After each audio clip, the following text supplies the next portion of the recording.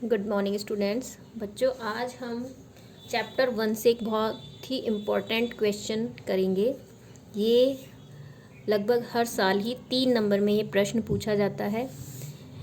प्रश्न है, सिद्ध कीजिए √2 एक अपरिमेय संख्या है। √2 के अलावा ये क्वेश्चन √3 √5 के लिए भी है। तो मैं अभी को ये सिद्ध करके बताऊंगी कि √2 एक अपरिमेय संख्या है। तो इसका सॉल्यूशन करते हैं, हल। तो हम इसमें मान लेते हैं कि √2 एक परिमेय संख्या है। तो लिखेंगे, माना √2 एक परिमेय संख्या है।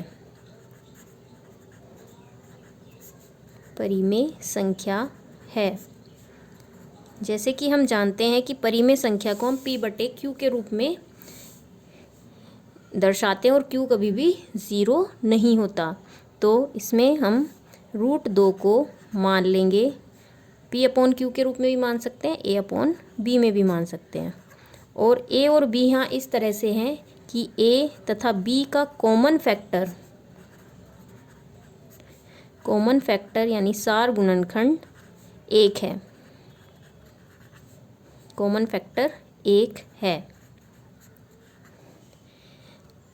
अब हम दोनों तरफ वर्ग करेंगे, तो वर्ग करने पर √2 का रूट का जो चिन्ह है वर्ग से हट जाएगा, तो ये आ जाएगा 2।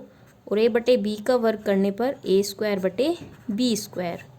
हमने क्या किया है, दोनों ओर वर्ग करने पर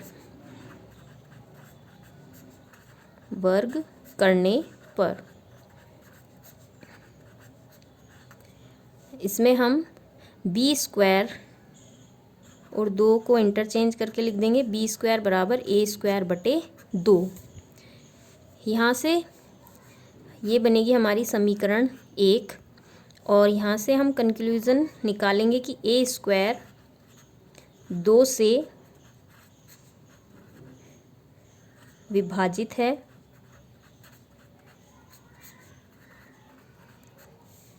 इसलिए a भी 2 से विभाजित होगा।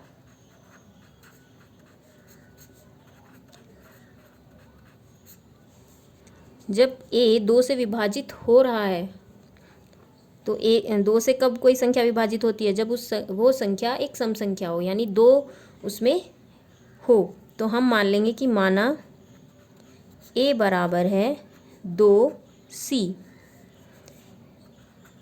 c एक पूर्णांक है यहाँ।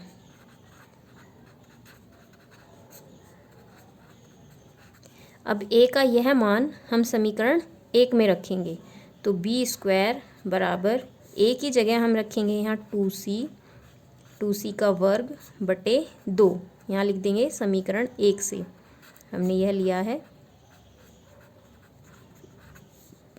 वर्ग करने पर 4c²/2, 4 को कैंसिल करेगा, तो यह आएगा 2c²। तो यहाँ से आ जाएगा हमारा c² बराबर b²/2। तो इससे भी हमारा क्या कंक्लूज़न निकलेगा कि b² 2 से विभाज्य है,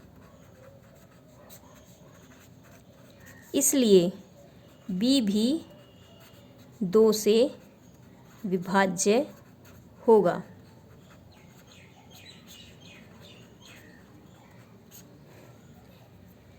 तो हम मान लेंगे, सेम वही कंडीशन है, b 2 से विभाज्य है, तो b के अंदर 2 गुणनखंड के रूप में होगा, यानी इसको हम मान लेते हैं 2d।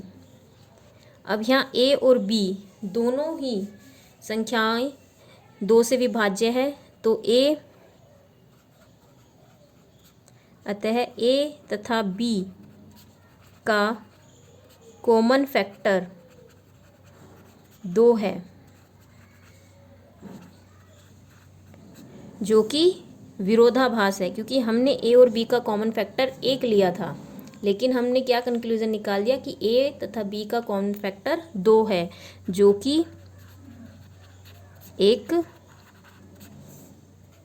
विरोधाभास है।